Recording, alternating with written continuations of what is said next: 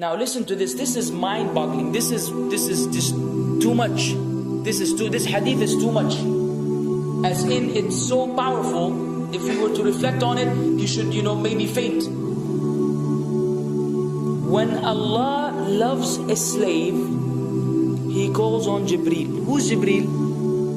You know who Jibreel is? The greatest of the malaika, as far as Ahl Sunnah wal Jama'ah. The one whom when the Prophet ﷺ saw, he fainted alayhi salatu wasalam, because of his wings had covered the horizon. Jibreel, the angel who's responsible for the most virtuous thing, which is conveying the revelation from Allah to the messengers of Allah. Jibreel, and what do you know about Jibreel? Allah said, whoever is adu, whoever is an enemy to Jibreel, then Allah is the enemy to the disbelievers. Allah defended Jibreel in the Quran. Jibreel, the one who took the Prophet ﷺ in Al-Isra al-Mi'raj, in the ascension to the heavens. Jibreel, the malak, which we don't know what to say about, because of his honor and his virtue in the sight of Allah. Allah will call on him to share with him the love which He has for you. Allah doesn't need to do this. He could not do this, but Allah likes to do this, so He does it. He says, I love Fulan. Now I want you to think that Fulan is you. Whatever your name is, Ahmad, Mayroob, whatever your name is. Imagine Allah above the heavens, above the throne, in His greatness and His majesty, which is beyond our human comprehension, calls out to Jibreel to inform him that He loves you. And not only that, فَأَحِبَّهُ, then He commands Jibreel to love you also. So Jibreel now loves you. Allah and Jibreel love you. But it doesn't end there. Jibreel then will call upon the inhabitants of the sama. Who are they? All the malaika. How many? We can't even count.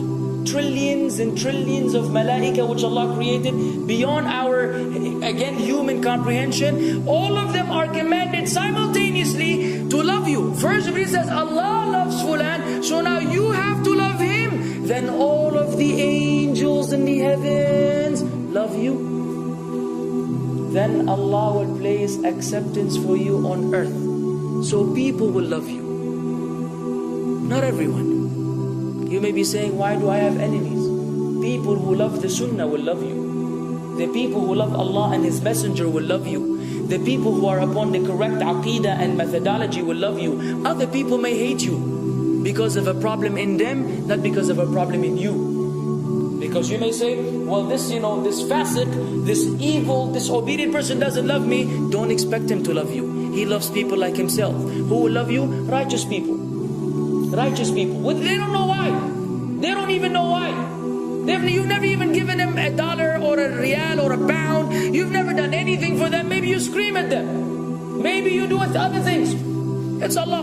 Why? Because Allah had loved you first, then Jibreel had loved you first, then the malaika loved you afterwards, and Allah put acceptance for you on earth, so people have no choice but to love you. We ask Allah to make us among them. Now what better than that? What else do you want? What else do you want? What? If you're a person whom Allah loves, in every movement you go, you do, you pray, you sleep, whatever you do, you are among those whom Allah loves and Jibreel loves and the angel loves. What else do you want, ya akhi?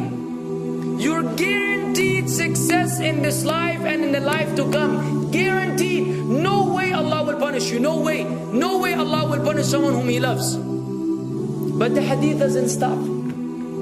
The hadith has a very saddening continuation, which we should seek refuge with Allah from. وَإِذَا أَبْغَضَ عَبْدًا, and if Allah hates a slave, He also calls on Jibreel. And He informs Jibreel that He hates this person. So He will command Jibreel to hate this person. Then Jibreel will tell the angels to hate this person. Then Allah will put hatred for him on earth. La ilaha illallah. Imagine you walking upon the planet, the face of the earth which Allah created, while Allah hates you, and the angels hate you, and Jibreel hates you, and the righteous people hate you. What a sad state for a human being. And ikhwan, we could be one of those as well. If you are prideful, arrogant, you are qualified for this hatred, because Allah does not love kulla mutakabbirin jabbar. Allah does not love the arrogant, the prideful. If you go against the sunnah, then Allah does not love those who go against the sunnah. If you don't observe taqwa, and you don't observe ihsan, and you don't observe tawbah and tatahur, then again we are disqualified. If you, many things which we can mention, many things which will bring about Allah's hatred and deprive us of Allah's love. It's a very sensitive situation, meaning right now, you have to be one of these two. Either Allah loves you or He doesn't. But there's always good news, even for those people whom we can be amongst. It's not too late because you're alive. It's not too late because it's Ramadan. It's not too late because you're breathing. Even if you led a life of someone who had attained Allah's hatred, if you were to return to Allah, then Allah will love you and be happier.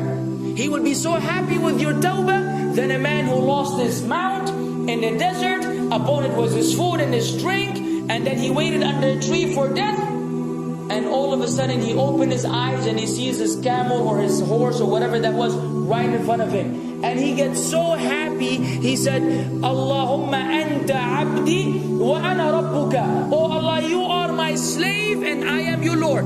Kufr. He said a statement of kufr, but the Prophet ﷺ said, أخطأ من شدة الفرح. He made a mistake because he's so happy. You know when you're so happy that you may say things against what you want to say? When you're so happy that you just, you say words that mean nothing to anyone? Allah is happier when you return to Him than that person. What else do we want? For how long are we going to stay away from Allah? For how long are we going to lead the life of the heedless? For how long are we going to go against the sunnah? What are you waiting for? Death? Death. حتى إذا جاء أحدهم الموت قال رب ارجعون لعلي أعمل صالحا فيما تركت كلا. Until when death comes to one of them, you say, oh Allah, allow me to return so that I may do good in that which I left behind. And it will be said to him, no, it's only a word. إنها كلمة هو قائلها. It's nothing but a wish and a word he will have. It will not be fulfilled. Let us not wait for death, ya akhwan. If each one of us here, by Allah, if each one of us here acted upon the sunnah, lived according to the sunnah, and invited people to the sunnah, and enjoyed what is good, and forbade what is evil, wallah, we will make a major change in the city in which we live. And if Muslims hearing this all over the world had that same attitude, then we will change the condition of the whole ummah. So no enemy can come and play games with us. We will squash them, all of them. Because Allah will defend. إِن تَنْصُرُ اللَّهِ يَنْصُرْكُمْ وَيُثَبِّتْ أَقْدَامَكُمْ. If you aid Allah's deen, Allah will aid you and will keep your feet firm. But we don't even live according to the sunnah, let alone be given victory over the enemies. So we're being humiliated in everywhere we go in the world. So let us make that change. Now that Ramadan is here, now that you've been given this sudden inclination towards good, if we don't succeed, if we don't take advantage of this month, wallahi, we are losers.